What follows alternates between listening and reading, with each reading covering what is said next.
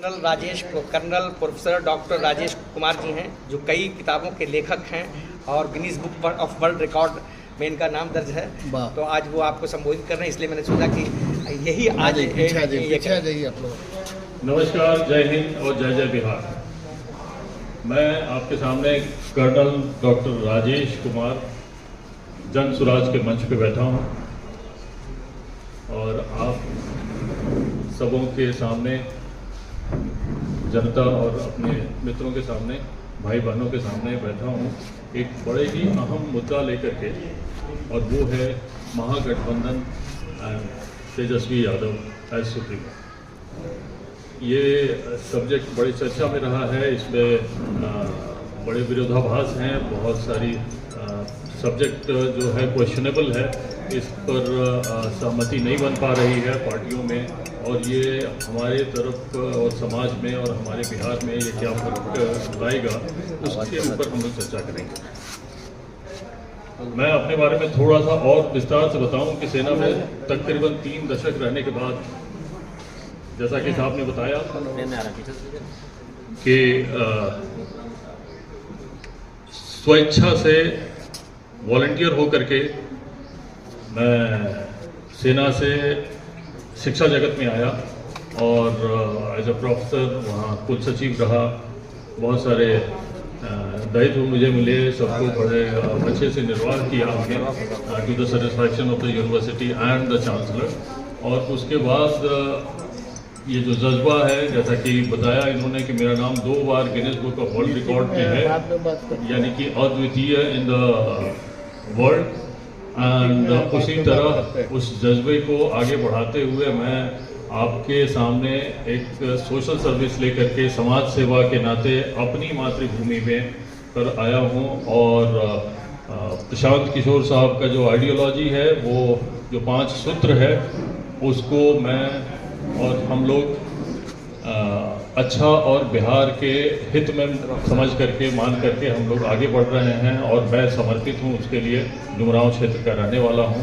और जैसा कि तेजस्वी साहब के बयान आए थे, राहुल गांधी जी का आगमन हुआ था और उसमें सहमति नहीं बन पा रही है। बहुत सारे जो गठबंधन पर लोग अपनी अपनी राय रख रहे हैं और नहीं आ रहे हैं, उसके ऊपर मैं छोटी सी बात कहना चाहूँगा कि Tejashwi as a supremo of gathbandhan in Bihar is not accepted widely. हम लोग उनको मान नहीं रहे हैं, बिहार उनको, उनके चेहरा को आगे नहीं मान रहा है कि वो सीएम बने या डिप्टी सीएम बने, जैसा कि पिछले इलेक्शन में भी हुआ था, कांग्रेस स्पेशली, कि कोई नेता का चेहरा नहीं था, यानी कि गठबंधन में सीएम फेस को बिना रखे हुए इलेक्शन लड़ा गया। इस बार भी कुछ वैसा ही हो रहा है। तो मेरे नज़र में कोई बहुत नया और बहुत ऐसी बात नहीं है कि something it is very very unnatural. तो इसके साथ मैं चाहूँगा कि आपके वक्तव्य से। आपने सुना कर्नल राजेश साहब को। उर्दू का एक शेर है कि वो आसमान छूने की धुन में लगा रहा, वो आसमान छूने की धुन में लगा रहा, पैरों तले से उसके जमीन ही खिसक गई। वही स्थिति है श्री तेजस्वी प्रसाद यादव जी की। वो मुख्यमंत्री पद की इतनी लालसा है, उनको इतना लार टपक रहा है उनके मुंह से कि उनकी जमीन खिसक गई है। वो वन मैन शो जो उनकी स्थिति है, उससे सीपीआई, सीपीएम, माले, कांग्रेस सब में छटपटाहट है। और आपने देखा है कि वो जो जमीन खिसकी है उनकी, तो पिछला जो चुनाव नवंबर 24 में हुआ, उसमें उनकी 3 सीटिंग सीटें, वो बक्सर की रामगढ़ वाली जो सीट हो, या बेला की सीट हो, या माले वाली जो सीट थी अपने, तो इन सब सीटों को इनको गंवाना पड़ा। तो भयावह स्थिति है, इनके पास कोई लीडरशिप नहीं है, अपना चेहरा चमका रहे हैं। दूसरी तरफ आप देख रहे हैं कि एनडीए में भी क्या हाल है। मांझी जी का खुलेआम बयान आ गया है कि उनको भी इग्नोर किया जा रहा है। नीतीश जी की जो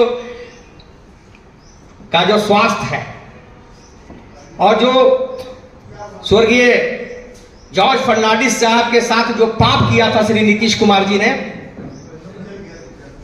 वो अल्जाइमर वाला पाप अब इनके माथे भी चढ़ गया है।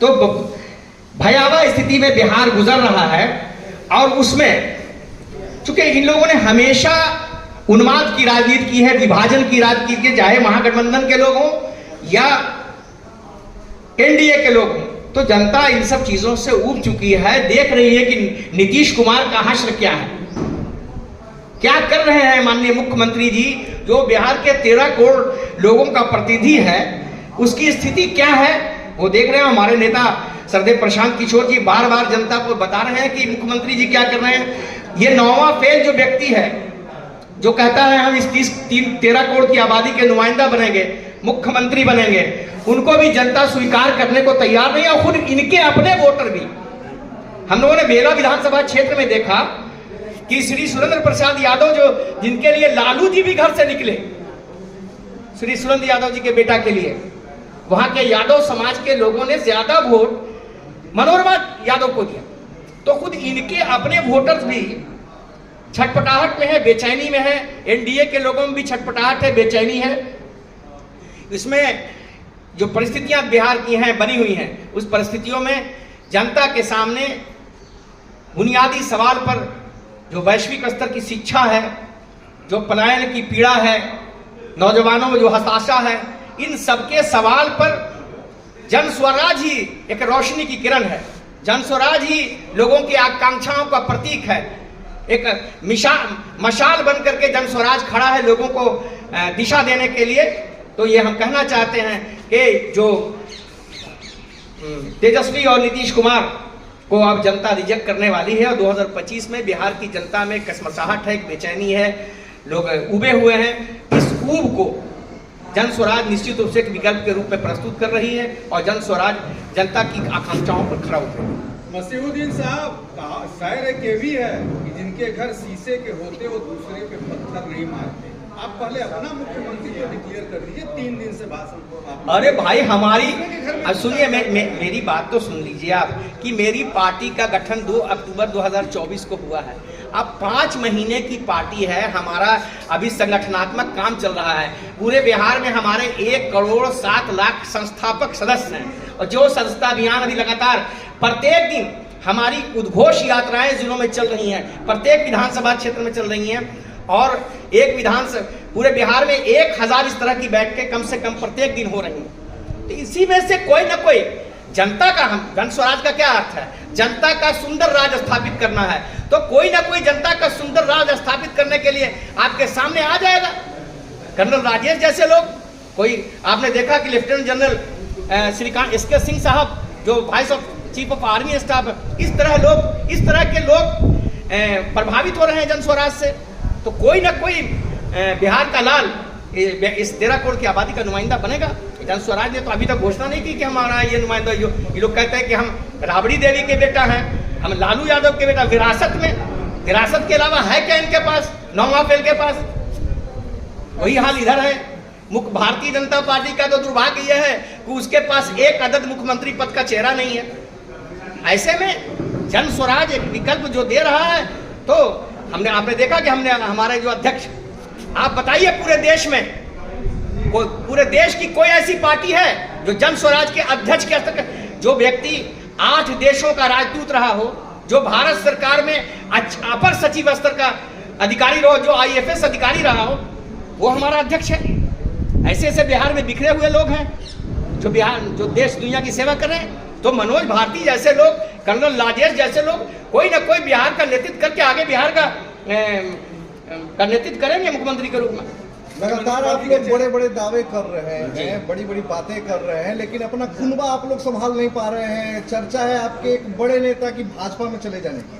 भाजपा के एक बड़े नेता के साथ उनका वीडियो भी वायरल हो रहा है, क्या कहिए? अरे भाई हम नहीं देखा वीडियो, और जब ऐसा कुछ होगा तो हम कमेंट देने के लिए बैठे हैं यहाँ आप आइएगा, आप कमेंट लोगों देंगे। को नहीं लग रहा नहीं, है हम कि तेजस्वी और नीतीश कुमार पर आप लोग लगातार प्रहार कर रहे हैं, लेकिन अपना कुनबा आप लोग संभाल नहीं अरे पा रहे हैं? भाई जन स्वराज एक चलती ट्रेन है, बिहार के विकास की जो ट्रेन चल रही है, इसमें रोजाना लोग चढ़ रहे हैं, एकांत लोग उतर भी जाते हैं किसी न किसी स्टेशन पर, हम उस पर कोई कमेंट कहाँ कर रहे हैं? जब आ जाएगा ऐसा माहौल आएगा, ऐसी कोई बात आएगी तो हम जवाब देने के लिए तैयार बैठे हैं। आप बोल रहे हैं सर कि आरजेडी में तेजस्वी यादव को स्वीकार नहीं करेगा इंडिया एज ए सीएम का फेस।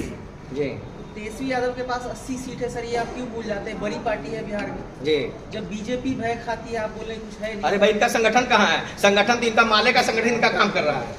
लिए कर्नल राजेश जी आपसे बात करेंगे फिर बताएंगे। हाँ सर बोला जाए। जन स्वराज जन का प्रतिनिधित्व करता है और ये जनता की पार्टी है।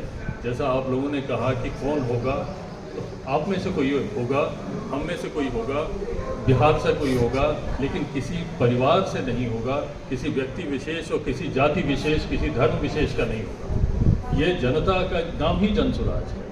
और अंदाज़ा वहाँ लगाया जा सकता है जैसे आप लोग लगा रहे हैं तेजस्वी का, राहुल का, नाम लेना ठीक नहीं है।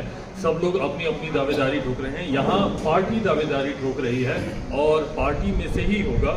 कौन होगा? जो जिसको बिहार चाहेगी। कौन होगा?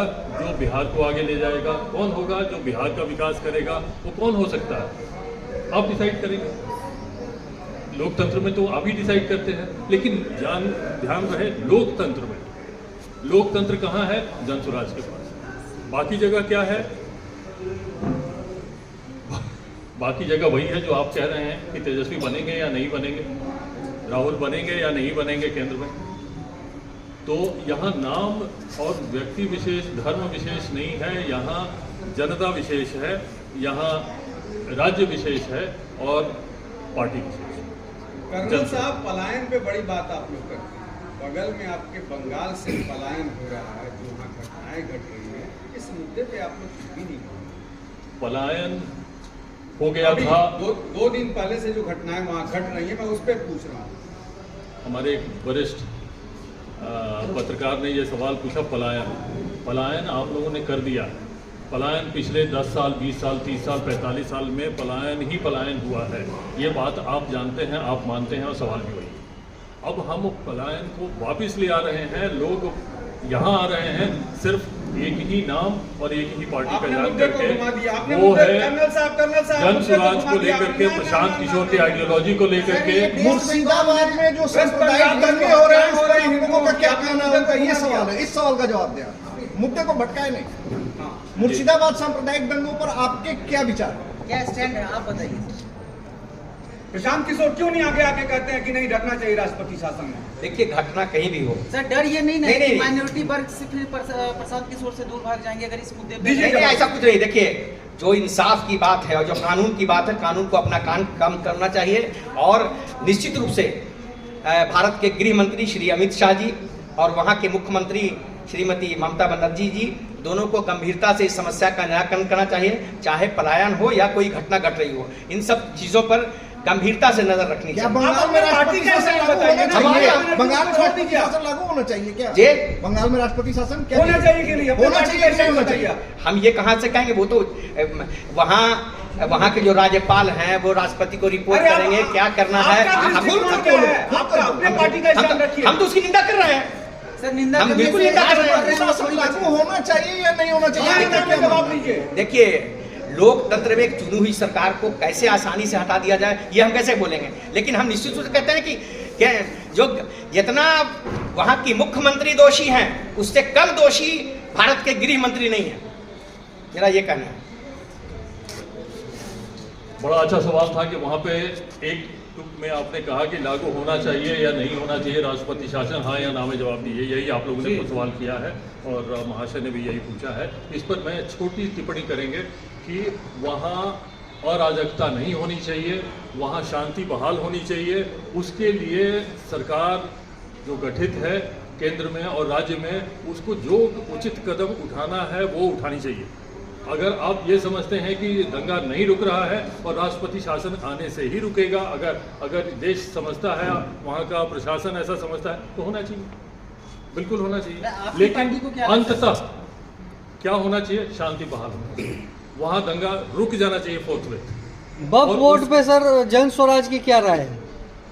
वही जन स्वराज की ही राय है कि दंगा रुकनी चाहिए। नहीं, उसके वक्फ- लिए- वक्फ पे आपको सर, क्या लग वक्फ रहा है पे कि बताइए। मुर्शिदाबाद में हिंदुओं की रक्षा करने में सरकार नाकाम है क्या?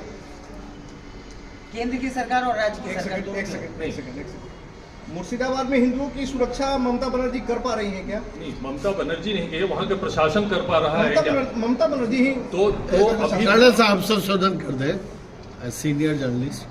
लॉ एंड ऑर्डर स्टेट का मामला है, वहाँ कोई मारा जा रहा है अल्पसंख्यक हिंदू, तो ये मामला केंद्र सरकार देखेगी पहले ममता देखेगी? राज्य सरकार देखेगी, जिसका सब्जेक्ट है तो वो कहाँ देख देखेगा। रही है? तो राज्य सरकार ही देखना चाहिए। अभी क्या फिगर आ रहा है ऑफिशियलाइज, उस फिगर को कितना किया गया है, उसके ऊपर राज्य सरकार ने क्या क्या निर्णय लिए हुए हैं, उसका पालन प्रतिपालन हो रहा है कि नहीं हो रहा है, ये स्टेट सब्जेक्ट है। जैसा कि ब्लॉक आपने पिस्तौल कहा। छीना जा रहा है, पुलिस की जीप जलाई जा रही है, Law and घर order- जलाया जा रहा है, अब क्या लॉ लॉ एंड ऑर्डर वहाँ पे विफल हो रहा है, ये तो हमको दिख रहा है, जैसा अखबार में भी आ रहा है और सोशल मीडिया में भी आ रहा है। तो वहाँ के लोग, वहाँ का प्रशासन और वहाँ राज्य एडमिनिस्ट्रेशन वहाँ पे कोशिश कर रहा है कि हो जाए। अब उन्होंने विफल हो गए, ये कह देना एक लाइन में मेरे ख्याल में सर निर्दोष लोगों को मारा जा रहा है और आप कह रहे हैं कि विफल हो गए कि नहीं हो धारा गए? 356 लगाने की मांग आप कर रहे हैं कि नहीं कर रहे हैं? क्योंकि 6 महीने के लिए लग सकता है, 6 महीने के बाद विधानसभा भंग करने की बात जन मानी हो रही है। स्वराज की बात करता है, शांति बहाल करने की बात करता है, लॉ एंड ऑर्डर को ठीक करने की बात करता है। वो कहता है कि ये दंगा रुक जाना चाहिए, दंगा नहीं होना चाहिए, जो धारा लगानी है। और यहाँ तक कि अगर राष्ट्रपति शासन लगाने की आवश्यकता पड़ती है, जो केंद्र डिसाइड करेगा और राज्य सरकार डिसाइड करेगा, लगनी चाहिए। लेकिन अंततः और एक ही मोटो है जो जन स्वराज का है, शांति बहाल।